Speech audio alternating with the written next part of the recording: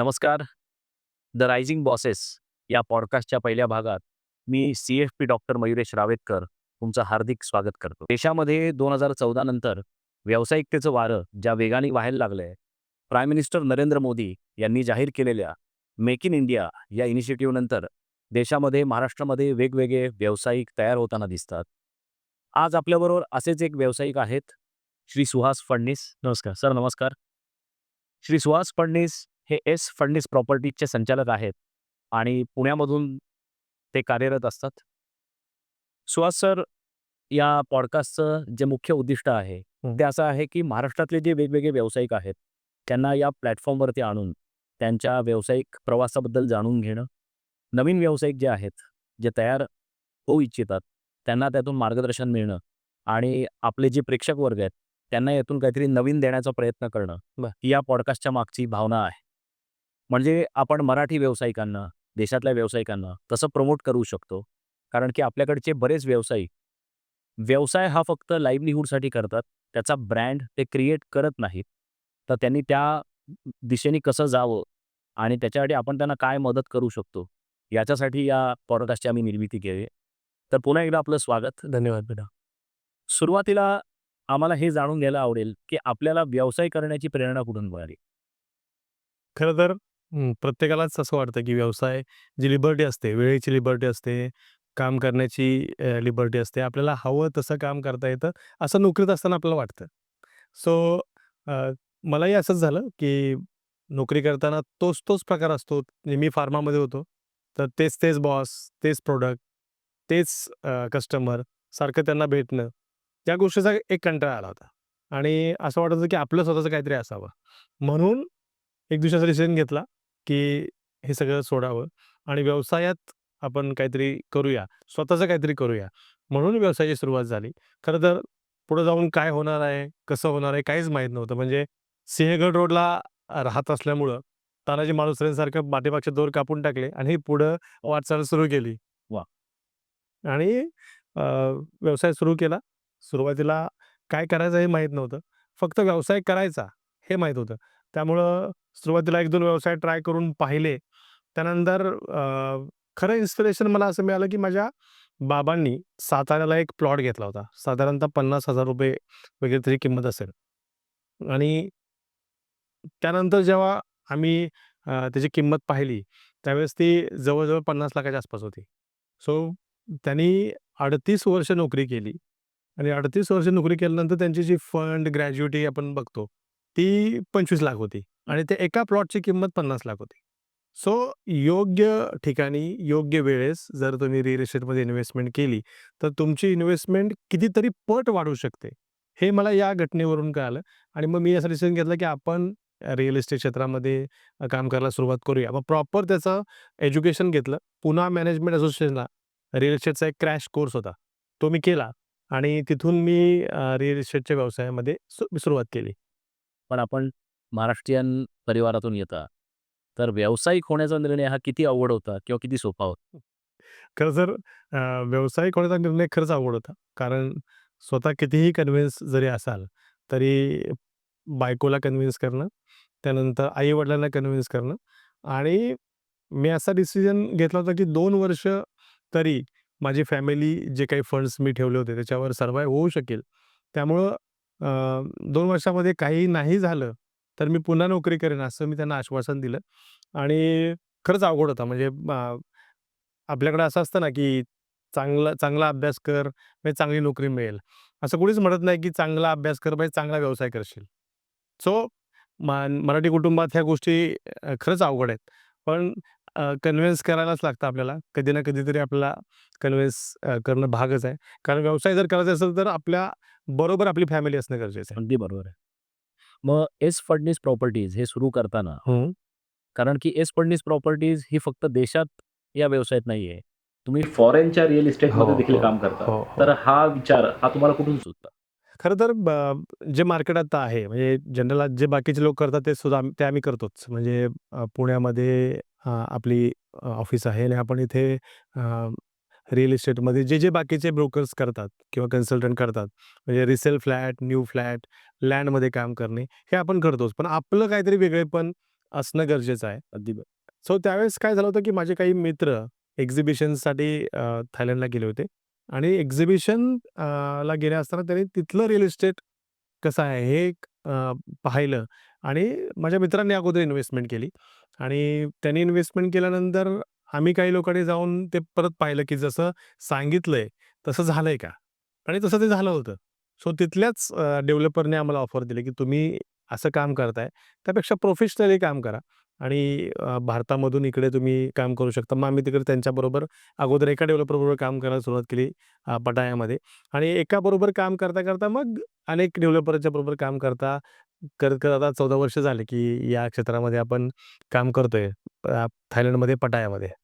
म्हणजे खऱ्या अर्थाने मराठी कुटुंबातील एक व्यक्ती, जी त्याच्या मातीतून या व्यवसायाला सुरुवात करते, ती इंटरनॅशनल लेव्हलच्या व्यवसायात देखील तितक्याच तडफदार पद्धतीने काम करू शकते. हे आम्हाला तुमच्याशी बोलताना लक्षात आलं. पण मग इंडियन रिअल इस्टेट आणि फॉरेन रिअल इस्टेट यांच्यात तुलनात्मक फरक काय आहे? तसं केलं तर फरक जर आपण म्हणायचं गेलं तर आज इंडियन जे रिअल इस्टेट आहे, ते आज आपण पुण्याचा विचार करू. सॅच्युरेट झालेलं आहे मार्केट. म्हणजे जो रेंट मिळतो आपल्याला. म्हणजे मी असं सांगू शकतो, की टुरिझम ओरिएंटेड रिअल इस्टेट हे मी स्वतः इन्व्हेंट केलेला शब्द आहे, की टूर म्हणतो मी, टुरिझम ओरिएंटेड रिअल इस्टेट. पण ज्या ठिकाणी टुरिझम आहे मोठ्या प्रमाणावर, त्याचबरोबर अजून एक गोष्ट आहे स्पिरिच्युअल ओरिएंटेड रिअल इस्टेट, की जिथं स्पिरिच्युअली भक्त मंडळी येतात आणि तिथं टुरिझम असतं.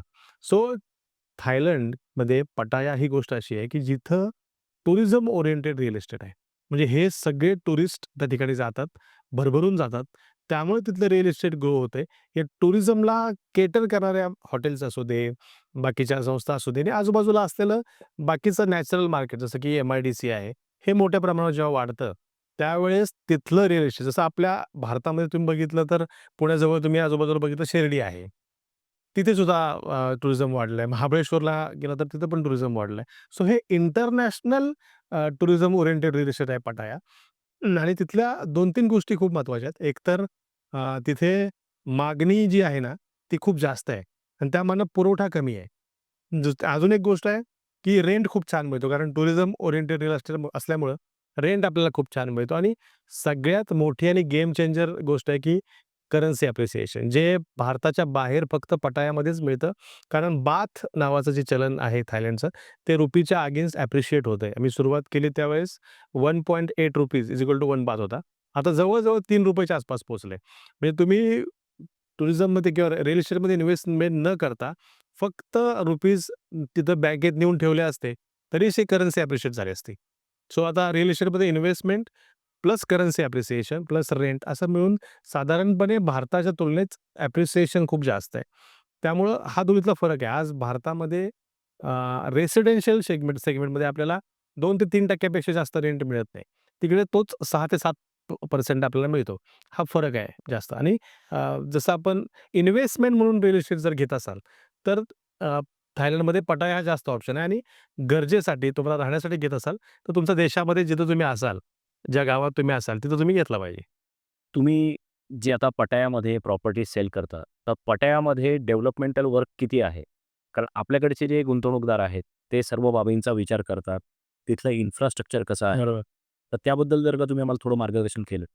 पटाया हे खरं तर बँकॉक त्यांची जी राजधानी आहे थायलंडची, त्याच्यापासून साधारणतः 1.5 तासाच्या अंतरावर आहे आणि पटायामध्ये खूप डेव्हलपमेंट होते कारण बँकॉक ऑलरेडी भरलेला आहे आणि कोस्टल एरिया आहे. सो बँकॉक जवळ म्हणजे खरं तर टुरिझम जे आहे ना, टुरिस्ट येतात ते बँकॉकला कमी कारण बँकॉक खूप क्राउडी आहे. ट्रॅफिक खूप आहे. सो प्रिफर करतात की पटायालाच राहावं. पटायामध्ये आता एक नवीन एअरपोर्ट जे ऑलरेडी आहे, ते आता मोठ्या प्रमाणावर कपॅसिटी वाढवायचं चालू आहे. त्यानंतर रोड कपॅसिटी वाढवत आहेत आणि बाकी इन्फ्रास्ट्रक्चर जे आहे, जसं की मेट्रोचं काम चालू आहे आणि हे जे 3 एअरपोर्ट आहेत, बँकॉकमधील 2 आणि पटायामधलं 1 आहे, हे एकमेकांशी कनेक्ट करण्याचं काम चालू आहे. सो टुरिझमला ज्या गोष्टी पोषक आहेत, या सगळ्या डेव्हलपमेंट तिकडे चालू आहेत आणि नवीन-नवीन चांगले प्रोजेक्ट्स तर येतच आहेत. मग साधारण आपल्याकडचं रिअल इस्टेटचे दर आणि तिथले रिअल इस्टेटचे दर ह्याच्यात तुम्हाला काय फरक जाणवतो? किंवा ते किती अफोर्डेबल आहे? अफोर्डेबल म्हणण्यापेक्षा प्रत्येक एरिया वाईज आपल्याकडे सुद्धा रेट वेगवेगळे असतात. तिथं डेव्हलपर वाईज रेट वेगवेगळे आहेत. पण तिकडे जी कन्सेप्ट आहे ना ती स्टुडिओ अपार्टमेंट किंवा वन बेड म्हणजे एक स्टुडिओ अपार्टमेंट त्याला एक एक्स्ट्रा बेडरूम. कॉम्पॅक्ट लिव्हिंग तिकडे जास्त आहे. कारण हे जे फॅमिलीज असतात तिथल्या एकतर हे टुरिझमसाठी उपयोगी येतं आणि तिथल्या फॅमिलीसुद्धा रिमोट फॅमिली असतात.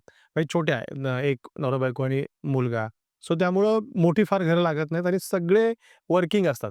त्यामुळं फक्त संध्याकाळी घरी येणं आणि फूडसुद्धा हे लोकं जास्त शिजवत नाहीत. ते रॉ फूड घेऊन येतात, रिहीट करतात आणि खातात.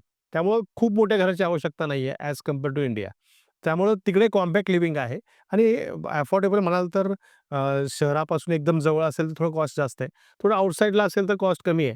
पण शहरामध्ये असेल तर तुम्हाला रेंटल खूप छान मिळतं. आउटसाइडला रेंटल मिळतं, पण हे बिल्डर काही कंपन्या आहेत किंवा टुरिझम कंपन्या आहेत, यांच्याबरोबर मग टाय अप करतात आणि तुम्हाला रेंटल गॅरंटी देतात 5-5 वर्षाची. सो दोन्हीकडे घेतलं तरी बाहेर घेतलं तर रेट थोडे कमी असतात, पण रेंटल गॅरंटी मिळते. शहरामध्ये असेल तर रेट जास्त असतात, पण रेंटल गॅरंटीची गरज नाही मग. साधारण मग पटायामध्ये आपल्याला प्रॉपर्टी घ्यायची असेल, तर ॲव्हरेज प्रॉपर्टीची कॉस्ट किती असते? स्टुडिओ अपार्टमेंट जर आपण घ्यायला गेलो तर 50 ते 60 लाखापासून चालू होते. डेव्हलपर टू डेव्हलपर त्याची कॉस्ट कमी जास्त होते. पण साधारणतः 50-60 लाख मिनिमम पासून आपण सुरुवात करू शकतो. ते अगोदर कमी होते, पण आता थोडीशी वाढत वाढत चाललेली चालली. आहे. म्हणजे हा ट्रेंड आता वाढत चाललाय, की ट्रेंड वाढायला हे घर घेतात. मग पटायामध्ये जेव्हा फॉरेन रिअल इस्टेट तुम्ही सुरुवात केली, तिथपासून इथपर्यंत आला. हो. साधारण भारत सोडून अजून कुठल्या देशातले नागरिक तुम्हाला तिथे जास्त बघायला मिळतात, की जे या पद्धतीने गुंतवणूक करतात? भारत सोडून सगळीकडचेच बघायला मिळतात. रशियन बघायला मिळतात. त्यानंतर चायनीज आहेत, कॅनडियन आहेत, यूएसवाले आहेत, यूकेवाले सगळेच आहेत. म्हणजे परवा तर आम्ही एका क्लायंटला फ्लॅट विकत होतो. शेजारी हंगेरीचा पर्सन घेत होता. सो प्रत्येक मी म्हणेन की ते एक प्रवेशद्वार आहे सगळ्या देशाकडे जाण्याचं आणि सगळ्या देशामधून नागरिक तिकडे असतात. म्हणजे थोडक्यात इथे प्रॉपर्टी घेऊन तुम्हाला इंटरनॅशनल कम्युनिटीमध्ये राहण्याचा एक एक्सपिरियन्स मिळू शकतो, मग ओळखी देखील मिळू शकतात. बरोबर. आता या क्षेत्रात आल्यानंतर तुम्ही पटाया करताय, पण हं, पटाया सोडून हं. इतर अन्य देशांमध्ये देखील तुम्ही प्रॉपर्टी ऑप्शन्स आता बघता आहात का? हो, दुबईमध्ये आम्ही ऑलरेडी करतोय. पण दुबईमध्ये ॲज कंपेअर टू पटाया कॉस्ट खूप जास्त आहे. बघता. त्यामुळे दुबईसुद्धा आम्ही करतोयच आहे. म्हणजे पण दुबईमध्ये जर 50 विकले असतील, तर इकडे 1000 विकलेत. सो साधारण दुबईला म्हणजे कोटीमध्ये व्हॅल्यू जाते. त्यामध्ये इकडे अजून लाखामध्ये आहे. बरोबर. मग गेल्या 5 वर्षामध्ये झालेले बदल आणि पुढच्या 5 वर्षात साधारण काय बदल होऊ शकतील पटायामध्ये? पटायामध्ये. खरं तर आता कसिनो तिकडे येण्याच्या तयारीत आहे. त्यामुळे कसिनो आलं, की हे जे पब्लिक कसिनो प्रेमी लोकं आहेत, ते इकडे यायला सुरुवात होईल. त्यामुळे कसिनोमुळं अजून इकॉनॉमी ग्रोथ होईल. इकॉनॉमी ग्रोथ आली, की त्यांना रिअल इस्टेट कारण जे लोकं येतील, त्यांना राहण्यासाठी किंवा ह्यासाठी रिअल इस्टेट लागेल. सो रिअल इस्टेटवर खूप पॉझिटिव्ह परिणाम होईल. कारण जे लोक कंटिन्युअसली येतील, ते इन्व्हेस्टमेंट करतीलच आणि त्याच्यामुळं रिअल इस्टेटच्या प्राइसेस अजून वाढण्याची शक्यता आहे. म्हणजे ॲज पर Google जो बाथ चलन आहे, ते काही वर्षात ₹4 होण्याच्या जाण्याची शक्यता आहे. सर्वसामान्य लोकांच्या मनात एक प्रश्न मग येऊ शकतो, की मी भारतीय आहे, बरोबर. तर मी तिथे प्रॉपर्टी घेऊ शकतो का? आणि ती कशी घेऊ शकतो? खरं तर ज्यांच्याकडे भारतीय ऑथेंटिक पासपोर्ट आहे, असा प्रत्येक नागरिक तिकडे फ्लॅट घेऊ शकतो. कारण भारताच्या बाहेर आपली ओळख आपलं पासपोर्ट असतं. बरोबर. सो कुणीही असा ज्याच्याकडे भारतीय पासपोर्ट आहे, असा कुठलाही नागरिक भारताचा तिकडे घेऊ शकतो आणि त्याकडे पैसे असले पाहिजेत. या 2 गोष्टी पैसे आणि पासपोर्ट या दोन्ही गोष्टी असेल तर भारतीय नागरिक कुठेही घेऊ शकतो. खूप सोपी गोष्ट आहे. जायचं, फ्लॅट बघायचा, जो हवा तो स्टुडिओ बघितल्यानंतर तुम्ही त्याच्याबरोबर कॉन्ट्रॅक्ट करायचं आणि जशा पेमेंटच्या स्टेजेस आहेत, तशा पेमेंट दिलं, की शेवटी जसं आपण इकडे सेल डीड म्हणतो, तिकडे ट्रान्सफर म्हणतात. तुमच्या नावावर तो ट्रान्सफर होतो आणि अजून एक त्याचं, की तुमच्यानंतर तुमच्या येणाऱ्या सक्सेसरला. सक्सेसरला सुद्धा हा ट्रान्सफर होतो. तुम्ही तिकडे मृत्यूपत्र जर थायलंडमध्ये केलं, तर तो तुमच्या सक्सेसरच्या नावावर सुद्धा ट्रान्सफर होतो. So free hold property. हे सगळ्यात महत्त्वाचं. हो, हो. कारण की गुंतवणूकदारांना जेव्हा ते एखादी गोष्ट गुंतवणूक म्हणून घेतात, हो. त्याच्या पुढे काय म्हणजे त्यांच्यानंतर ते राईट्स ट्रान्सफर बरोबर होतात. आणि ती लेजिटिमेट पद्धतीने होतात, हे जास्त महत्त्वाचं. मग सर्वसामान्य गुंतवणूकदारांना किंवा एखाद्या होम बायरला प्रश्न असा पडू शकतो, की मी एकट्याच्या नावाने करण्याच्या ऐवजी रिस्क डिव्हाईड करण्यासाठी हं. 2-3 लोकांनी मिळून केलं, तर हे शक्य आहे का? खरं तर रिस्क हे आपल्या मनात असते कारण आपण पहिल्यांदाच इन्व्हेस्ट करत असतो. सो असे 1000 क्लायंट आहेत आमचे, की ज्यांनी ही रिस्क घेतलेली आहे. खरं तर तिकडे जसं आपल्याकडे रेरा आहे ना, तर तिकडे कॉन्डोमिनियम ॲक्ट नावाचा कायदा आहे. सो तो ग्राहकाला पूर्ण संरक्षण देतो. पूर्ण अ, पैसे कस्टमरकडून बिल्डरला आल्यावरच जेवढा त्या ह्याच्यामध्ये फ्लॅट आहे तेवढा अगदी मोजून दिला दिला जातो. त्यामुळं अगदी आणि जर तुम्हाला सुरुवातीला इन्व्हेस्टमेंट करायची आणि एवढ्या इन्व्हेस्टमेंटची तयारी नाहीये, तर मॅक्सिमम तिघं मिळून सुद्धा आपण. एक प्रॉपर्टी घेऊ शकतात. ओके. पण मी खात्रीने सांगतो, की ज्यावेळेस तो ॲप्रिशिएट होईल, त्यावेळेस या तिघांना नक्की पश्चाताप होईल, की मी एकट्याने घेतला असता तो बरं. बरोबर. पण याची सुरुवात म्हणजे सगळ्यात उत्तम सुरुवात म्हणजे तिथे जाऊन प्रॉपर्टी बघणं. हो. कारण ॲडव्हर्टाइजमेंट बघून बरोबर आपल्याला डेप्थ कळत नाही कळत, नाही कळत. त्यामुळे स्वतः तुम्ही जाऊन ते बघणं. मग आता तुमची पुढची व्हिजिट कधी आहे? मी आता लवकरच निघालोय. 31 जुलैला मी निघालोय. साधारणतः काही क्लायंट्स आहेत माझ्याबरोबर. त्यांना घेऊन निघालोय. माझे पार्टनर तिकडे असतात. पण माझ्या जवळचे लोक आहेत त्यामुळे मला स्वतःला जावं लागतंय. आम्ही तिघं असतो त्यामुळं महिन्यातनं 15-20 दिवस तिघांपैकी एक जण तिकडे असतोच. तर तुमचं तिथं जे ऑफिस आहे, हं. इतर वेळेस देखील लोकं जाऊ शकतात, हो, बघू हो, शकतात हो. आणि प्रॉपर्टी येऊ घेऊ शकतात. शकतात. हो, हो. नक्कीच. इंटरनॅशनल प्रॉपर्टी करता इंटरनॅशनली एक डेस्टिनेशन भारतातलं जे आहे, त्याला प्रचंड डिमांड आहे, की बाहेरच्या लोकांकडून असतेच. पण आपल्या देशातून देखील एक असं ठिकाण आहे, ते म्हणजे गोवा. आणि गोवा म्हटलं की सगळ्यांना चेहऱ्यावर आनंद होतो. बरोबर. तर तुम्ही मगाशी ऑफलाईन बोलताना सांगितलं, की गोव्यामध्ये देखील तुम्ही आता तुमचं कार्यक्षेत्र विस्तारणार आहे. बरोबर आहे. तर आम्हाला गोव्याबद्दल थोडं सांगा. खरं तर मगाशी मी म्हटलं, की tourism oriented real estate. So भारतामध्ये पण गोव्यामध्ये टुरिझम खूप जास्त आहे आणि आम्ही जेव्हा लोकांना पटायाबद्दल सांगतो, तर काही लोकं म्हणतात, की गोव्यामध्ये काय असेल तर आम्हाला सांगा. सो गोव्यामध्ये पण आम्ही लवकरच काही ऑप्शन्स घेऊन येतोय. आत्ता मी अजून पेपर फोडणार नाही, कारण अजून ऑप्शन वर्कआउट होत आहेत. पण जसं पटायामध्ये स्टुडिओ अपार्टमेंट आहेत किंवा काही गोव्यामध्ये भारतात असल्यामुळे लँडचे ऑप्शनसुद्धा येतील. सो ते लवकरच आम्ही लोकांसाठी घेऊन येतोय. आता पुढचा प्रश्न जे आपले व्यावसायिक प्रेक्षक आहेत त्यांच्यासाठी, त्यांच्या दृष्टीने महत्त्वाचा आहे, की एखादा व्यावसायिक असेल, जो भारतात रिअल इस्टेट ॲडवायझर म्हणून काम करत असेल, हो. त्यांना फॉरेन रिअल इस्टेटमध्ये काम करायचं असेल, तर ते तुमच्याकडे तुमच्या अंडर सब ॲडवायझर म्हणून जॉइन होऊ शकतात का? आमच्याकडे तिकडे आमची स्वतःची एजन्सी आहे आणि मला सांगायला आलं होतं, की आताच आम्ही रशियन एजन्सीला क्रॉस करून we are the number 1 agency wow! In Pattaya. So ज्यांना कुणाला पटायामध्ये काम करायचं आहे आणि ज्यांच्याकडे क्लायंट बेस खूप छान आहे.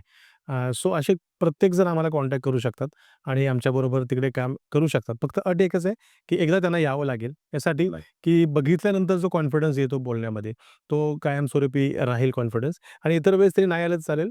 क्लायंट फक्त जरी पाठवलं तरी आम्ही तिकडे त्यांना सगळं दाखवून मग क्लोजिंग करून घेऊ शकतो. हे सगळं करत असताना तुम्ही एका मराठी व्यावसायिक संघटनेचे पदाधिकारी म्हणून काम करता. हो. आमच्या प्रेक्षकांना त्यांच्याबद्दल थोडं सांगा. खरं तर सॅटर्डे क्लब ग्लोबल ट्रस्ट या संघटनेमध्ये मी ॲज अ सेक्रेटरी जनरल म्हणून काम करतोय आणि सॅटर्डे क्लब ग्लोबल ट्रस्टबद्दल बोलायचं झालं तर ब्रिज इंजिनियर स्वर्गीय माधवराव भिडे यांनी ही संघटनेची सुरुवात केली. का? तर मराठी लोकांनी व्यवसाय करावा. कारण ते ज्या एरियामध्ये पूर्वी राहायचे ना, तिथं त्यांना असं दिसायचं की मराठी माणूस माझ्या आजूबाजूला नाहीच आहे. म्हणजे 5 स्टार हॉटेलमध्ये नाही आहे, मोठ्या पार्कमध्ये नाही आहे. का नाही आहे? तर मराठी माणूस हा श्रीमंत नाही आहे. श्रीमंत का नाही आहे? तर तो उद्योजक नाही आहे. तो नोकरी करतो. परत तीच मानसिकता, की चांगला अभ्यास कर, चांगली नोकरी मिळेल. ती मानसिकता बदलण्यावर त्यांनी लक्ष केंद्रित केलं आणि मराठी लोकांना, मराठी उद्योजकांना प्रोत्साहन म्हणून अ, आणि न करत्याचा वार शनिवार असे आपल्याकडे सुंदर मग म्हणी आहेत. सो तिचा नायनाट करायचा किंवा ते मन ती खुडून काढायची. खोडून काढायची म्हणून सॅटर्डे क्लब ग्लोबल ट्रस्ट याची स्थापना 2000 साली झाली आणि आता तो म्हणजे ती त्यावेळेस लावलेली छोटीशी पंथी आज वनव्याचं स्वरूप घेतलेलं आहे तिने. 138 पेक्षा जास्त चॅप्टर आहेत. महाराष्ट्राबरोबरच गुजरातमध्ये, मध्य प्रदेश, कर्नाटक, आता गोवासुद्धा चालू होतोय. दुबई, भारताच्या बाहेर दुबईमध्ये सुद्धा आपण बरं. सुरू केलं आहे, बनारी घेतलेली आहे. सो अशा प्रकारे 6,000 पेक्षा जास्त उद्योजक आपल्याबरोबर आहेत आणि प्रत्येकाला त्याचा लाभ होतोच आहे. पण मग आपल्या पुण्यामध्ये एक सॅटर्डे क्लब आहे आणि हा सॅटर्डे क्लब. कारण खूप लोकांना यात कन्फ्युजन होऊ शकतं. या दोन्हीमध्ये फरक काय आहे? सॅटर्डे क्लब ॲक्चुअली सगळा एकच आहे. पुण्यातला वेगळा आणि दुबईचा वेगळा असं काही नाही आहे. कारण प्रत्येकाची जी मेंबरशिप असते ना, ती सेंट्रलाइज असते. ती हेड ऑफिस आपलं जे ठाण्याला आहे, तिथली मेंबरशिप असते. चॅप्टर किंवा पुणे किंवा अगदी निपाणी ही सगळी बसायची किल्ले व्यवस्था आहे. तिथला ग्रुप तिथे जमतो एका ठराविक हॉटेलमध्ये किंवा डेस्टिनेशनला आणि तिथे मीटिंग कंडक्ट होते आणि त्यामुळं त्याला आपण चॅप्टर असं नाव दिलेलं आहे. पण कुठलाही मेंबर हा सॅटर्डे क्लबचा मेंबर आहे. तो कधीही, केव्हाही, कुठल्याही चॅप्टरला तिथलं जे काही व्हेन्यू चार्जेस आहेत ते भरून व्हिजिट करू शकतो आणि पूर्व परवानगीने आपलं प्रेझेंटेशन सुद्धा देऊ शकतो. त्यामुळं बरं. सॅटर्डे क्लब हा पुण्याचा आणि बाकी कुठला वेगळा असं काही नाही आहे. सगळे सॅटर्डे क्लब हा सेमच आहे. बरं. मग सॅटर्डे क्लबमध्ये कारण लोकांना हा प्रश्न पडणार, विशिष्ट काही व्यावसायिक येऊ शकतात हं. का त्यात कुठलाही व्यावसायिक येऊ शकतो? त्याला टर्नओव्हरचं काही बंधन आहे का? नाही, टर्नओव्हरचं काही बंधन नाहीये. कुठलाही व्यवसाय येऊ शकतो. फक्त आमचा एक एलीट क्लब म्हणून आहे. जिथं आम्ही मॅन्युफॅक्चरिंगसाठी 10 कोटी आणि सर्व्हिस इंडस्ट्रीसाठी 5 कोटी असं ठेवलेलं आहे. पण आमचे बाकीचे चॅप्टर जे आहेत, तिथं तुम्ही कुठलाही बिझनेसमन येऊ शकतो, की जो व्यावसायिक आहे, असा कुठलाही माणूस मराठी बोलणारा, मराठी आमचे जे रिच्युअल्स आहेत, कुलदेवता स्मरण किंवा याच्या सगळ्याचा आदर ठेवणारा असा कुठलाही महाराष्ट्रीयन मराठी उद्योजक सॅटर्डे क्लबचा मेंबर होऊ शकतो. सॅटर्डे क्लबबद्दल जेव्हा तुम्ही सांगता, भरभरून बोलता, तेव्हा सॅटर्डे क्लब हे गेले 25 वर्ष महाराष्ट्रासाठी काम करतंय. हो. या 25 वर्षात सॅटर्डे क्लबच्या अचीव्हमेंट्स काय आहेत? सॅटर्डे क्लबच्या अचिव्हमेंट्स म्हणजे खूप खरं तर उद्योजकांना म्हणजे आपण ऑफलाईन बोलताना मी म्हणालो, की उद्योजक हा नेहमी एकटा असतो. म्हणजे ज्यावेळेस तो नोकरी सोडून व्यवसाय सुरू करतो, तेव्हा त्याच्याबरोबर कुणीच नसतं. म्हणजे त्याची बायकोसुद्धा नसते. तिला असं वाटतं, की नोकरी बरी, संध्याकाळी नवरा घरी येईल. कारण व्यवसाय ही 24 तासाची नोकरी आहे. अगदी सो याच्यामध्ये असं होतं, की उद्योजकाला एक सपोर्ट सिस्टम हवी असते, की त्याच्यासारखाच विचार करणारे जे उद्योजक आहेत, ते हवे असतात. सो सॅटर्डे क्लब ही पहिली व्यावसायिकाची सपोर्ट सिस्टम आहे.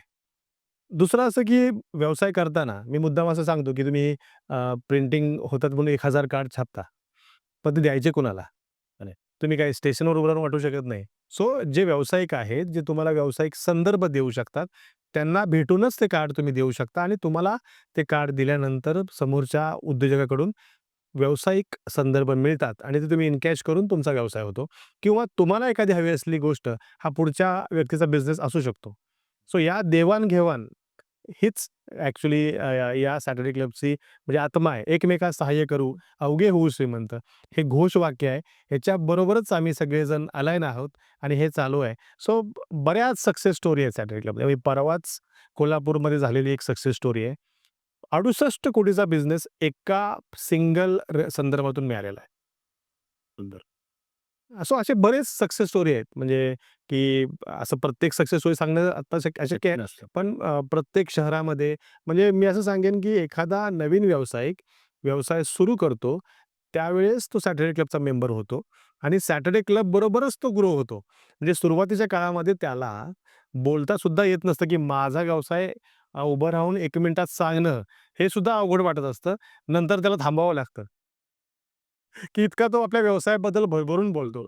सो या काही अशा गोष्टी आहेत, की ज्या आपल्याला डंडीलमध्ये किंवा पैशामध्ये मोजता येत आहेत. हं. लीडरशिप ही एक गोष्ट आहे, की आपल्या व्यवसायात तर आपण लीडर होतोच. पण सॅटर्डे क्लबमध्ये राहताना एक म्हणजे काय होतं, की आपण आपल्या व्यवसायामध्ये एम्प्लॉयीला आपण हँडल करतो.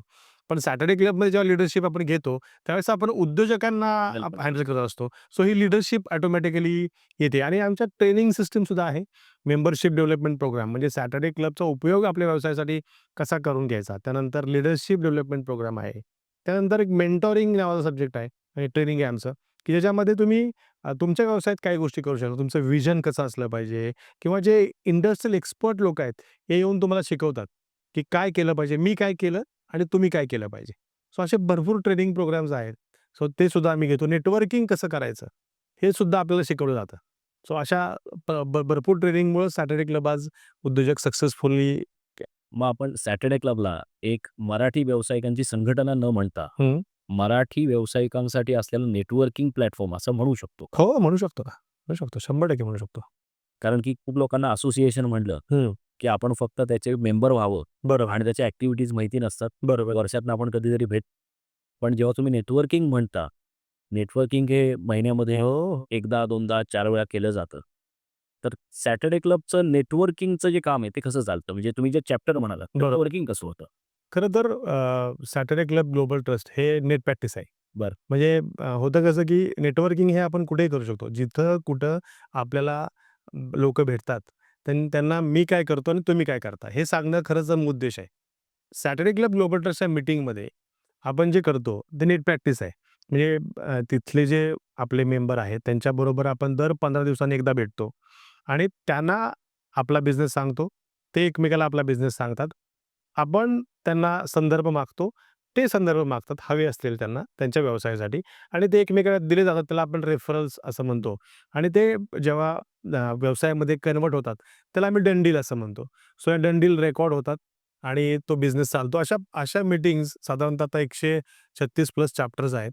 सो प्रत्येक ठिकाणी दर 15 दिवसाला मीटिंग होते.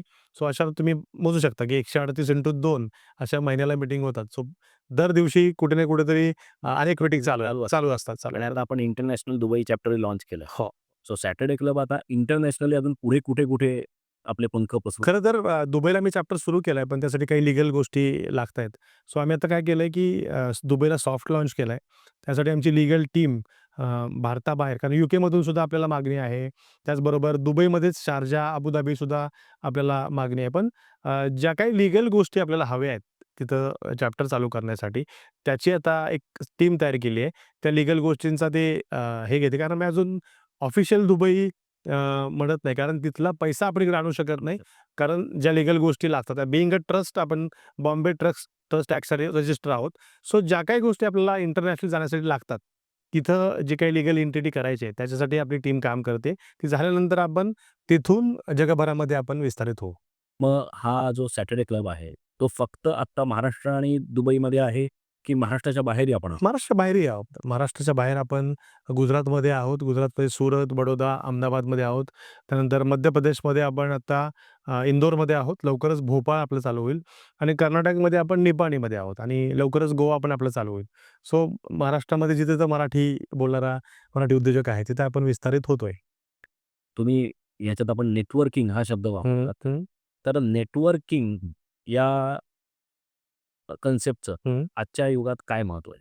नेटवर्किंग खरं तर पूर्वीपासून होत आलंय. म्हणजे गावात आपण पारावर बसून जे करायचो, ते नेटवर्किंगच होतं. अगदी खरं. म्हणजे काय, की माझा नांगर विकायचा आहे, माझ्या मुलीचं लग्न ठरणार आहे. हे सगळ्या गोष्टी ना पूर्वी त्या गावाच्या पारावरनं व्हायच्या. सो नेटवर्किंग म्हणजे काय? जसं मी म्हणतो, की वधूवर सूचक मंडळ आहे. अगोदर पण लग्न ठरायची, पण वधूवर सूचक मंडळामुळे त्याला एक प्रोफेशनल स्वरूप आलं.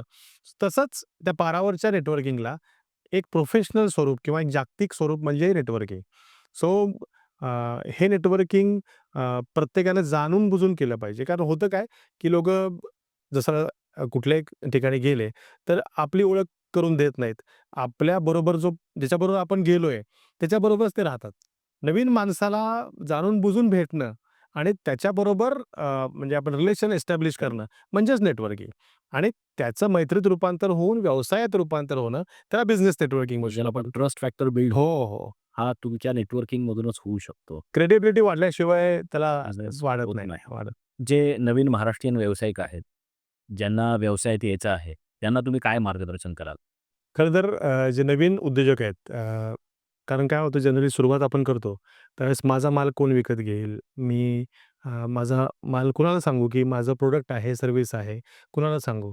तर मला एवढंच म्हणायचं आहे, की जर तुम्ही मराठी उद्योजक असाल आणि तुम्ही नवीन व्यवसाय सुरू केला असेल किंवा जुना व्यवसाय असेल, तर आणि तुम्ही सॅटर्डे क्लबचे मेंबर नाही आहात, तर तुमच्या व्यवसायात काहीतरी चुकतंय, काहीतरी कमी पडतंय. सो मला एवढंच म्हणायचं आहे, बघताय काय? सामील व्हा. सुहास सर, आज तुम्ही इथे आलात आणि आमच्या प्रेक्षकांना रिअल इस्टेट, फॉरेन रिअल इस्टेटबद्दल माहिती दिलीत. सॅटर्डे क्लब ग्लोबल ट्रस्टबद्दल माहिती दिलीत. याबद्दल धन्यवाद. Thank you. मित्रांनो, द रायझिंग बॉसेस या पॉडकास्टच्या पहिल्या भागाची सुरुवात आज सुहास सरांबरोबर दणक्यात झालेली आहे. लवकरच आम्ही अजून नवनवीन व्यावसायिकांबरोबर खमंगदार चर्चा घेऊन येणार आहोत. या आणि अशाच नवनवीन व्यावसायिकांना भेटण्यासाठी द रायझिंग बॉसेस हे चॅनल लाईक करा, सबस्क्राईब करा आणि शेअर करा. मी CFP डॉक्टर मयुरेश रावेतकर पुढचा पॉडकास्ट घेऊन तुमच्या भेटीला लवकरच येत आहे. Thank you.